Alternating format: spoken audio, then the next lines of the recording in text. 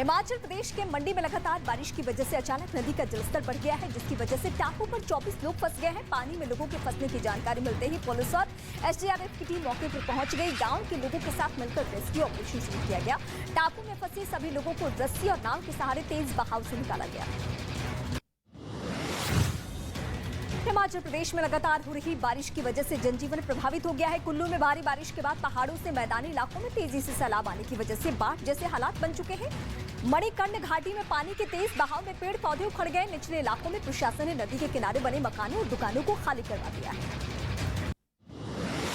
हिमाचल प्रदेश के लाहौल स्पीति में मूसलाधार बारिश और पहाड़ दरकने की वजह से जनजीवन अस्त व्यस्त हो चुका है। लगातार बारिश की वजह से पहाड़ धंस चुका है और मलबा सड़क पर आ गया है, जिसकी वजह से यातायात पूरी तरीके से बाधित। हालांकि मशीन की मदद से मलबे को हटाने का काम जारी है।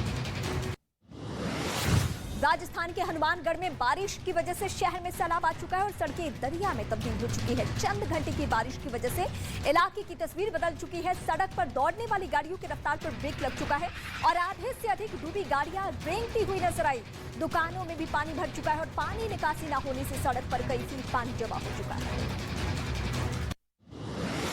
जम्मू कश्मीर के पुंछ में तेज बारिश और बादल फटने की वजह से बाढ़ जैसे हालात बन चुके हैं। सैलाब के सामने लोग बेबस नजर आ रहे हैं।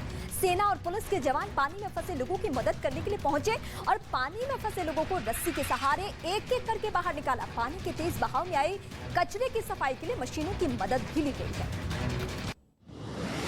पश्चिम बंगाल के दार्जिलिंग में नदी का बढ़ता जलस्तर लोगों के लिए मुसीबत बन चुका है। तेज बारिश की वजह से बलासा नदी के उस पार कॉलेज के 11 छात्र फंस चुके हैं, जिन्हें बचाने के लिए अपनी जान की परवाह किए बगैर दमकल कर्मी रेस्क्यू ऑपरेशन में जुट चुके हैं। लहरों के बीच दमकल कर्मियों ने रस्सी के सहारे एक एक कर सभी छात्रों को सैलाब से बाहर निकाला। उत्तराखंड के चमोली में लगातार हो रही बारिश आफत बन चुकी है। बद्रीनाथ नेशनल हाईवे पर लामबरगढ़ बाजार के पास उफनते नाले में यात्रियों से भरी एक गाड़ी फंस गई। ड्राइवर सैलाब से बाहर निकलने की हर संभव कोशिश करता दिखा, लेकिन कोशिश के बावजूद कामयाबी नहीं मिली। मौके पर एसडीआरएफ और पुलिस की टीम पहुंची और गाड़ी में सवार लोगों को एक एक करके सुरक्षित बाहर निकाला। उत्तराखंड के पिथौरागढ़ में आसमानी आफत कहर बरपा रही है। धारचूला इलाके में बादल फटने की वजह से तबाही मच गई। कहीं मकान जमींदोज हो गए तो कहीं पुल बह गए, कहीं धौली गंगा नदी के एक हिस्से में मलबा जमा हो गया। कुदरत की तबाही के बीच जिलाधिकारी मौके पर पहुंचे और घटनास्थल का जायजा लिया। इसके साथ ही राहत बचाव कार्य के भी निर्देश दिए गए हैं। पश्चिम बंगाल के कूच बिहार में गाड़ी में करंट फैलने से 10 लोगों की मौत हो गई है। हादसे में 16 लोग घायल हैं। हादसा डीजे सिस्टम के लिए लगाए गए जनरेटर की वायरिंग में शॉर्ट सर्किट की वजह से होने का अंदेशा है। घटना के बाद पुलिस और प्रशासन मौके पर पहुंचे। सभी मृतकों को पोस्टमार्टम के लिए भेज दिया गया है। घायलों को अस्पताल में भर्ती किया गया है। यूपी के गोंडा में जमीन विवाद में एक मां ने अपनी बच्ची को ट्रैक्टर के सामने फेंक दिया। ट्रैक्टर चला रहे महिला के रिश्तेदार की सूझबूझ से बची बच्ची की जान। दरअसल परिवार में 2 भाइयों के बीच जमीन विवाद चल रहा है। एक भाई ने ट्रैक्टर से खेत की जुताई शुरू कर दी, तो वहीं दूसरे भाई की पत्नी अचानक खेत में पहुंची और अपनी बच्ची को ट्रैक्टर के पहिए के सामने रख दिया। मध्य प्रदेश के टीकमगढ़ में पुरानी रंजिश की वजह से 2 पक्षों में जमकर मारपीट हुई। लोगों ने लाठी और डंडे से एक दूसरे को पीटा। मारपीट में 3 महिलाएं समेत 2 लोग जख्मी हुए हैं। पुलिस ने दोनों पक्षों पर मामला दर्ज कर कार्रवाई की शुरुआत कर दी है। मारपीट का वीडियो सोशल मीडिया पर वायरल है। बिहार के लखीसराय में जमीन विवाद में 2 भाइयों को गोली मार दी गई। घटना रामगढ़ चौक थाना क्षेत्र की है। घटना के बाद इलाके में जहड़कंप मच गया। आनन फानन में दोनों भाइयों को सदर अस्पताल में भर्ती किया गया है। डॉक्टर्स ने दोनों भाइयों की हालत नाजुक देख पटना रेफर कर दिया। आरोपी अब तक पुलिस की गिरफ्त से बाहर है। राजस्थान के सीकर में तीज की सवारी के दौरान एक सांड ने जमकर उत्पात मचाया। तीज की सवारी को देखने के लिए सड़क के किनारे भारी संख्या में लोग इकट्ठा हो गए।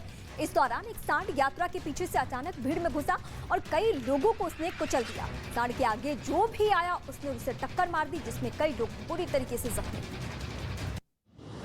यूपी के कानपुर में एक स्कूल की प्रार्थना को लेकर अभिभावक ने हंगामा बरपाया है। आरोप यह है कि प्रार्थना के वक्त बच्चों को कलमा पढ़ाया जा रहा था। मामला सीसा मऊ इलाके से एक निजी स्कूल का है। अभिभावकों ने बच्चों को कलमा पढ़ाए जाने को लेकर हंगामा बरपाया, जिसके बाद स्कूल में पुलिस के साथ ही प्रशासनिक अधिकारी भी पहुंच गए और मामले को शांत किया गया।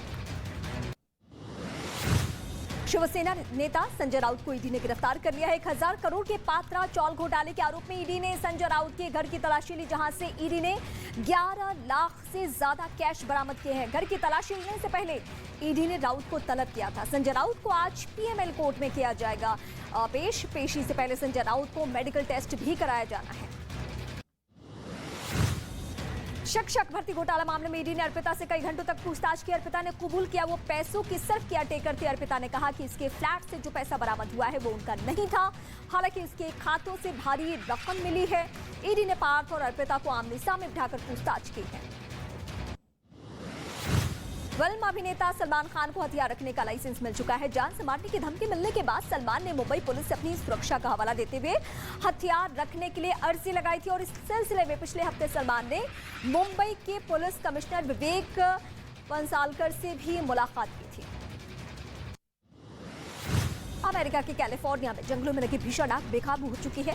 जंगल में हर तरफ आग की लपटें उठती दिखाई दे रही है, जिसमें बड़े बड़े पेड़ भी बेबस नजर आ रहे हैं। आग बुझाने के लिए कई दमकल कर्मी दिन रात कोशिश में जुटे हैं, लेकिन आग पर काबू नहीं किया जा सका। भीषण आग में कई रिहायशी इलाके में भी राख में तब्दील हो चुके हैं, जबकि कुछ गाड़ियां भी आग की चपेट में हैं।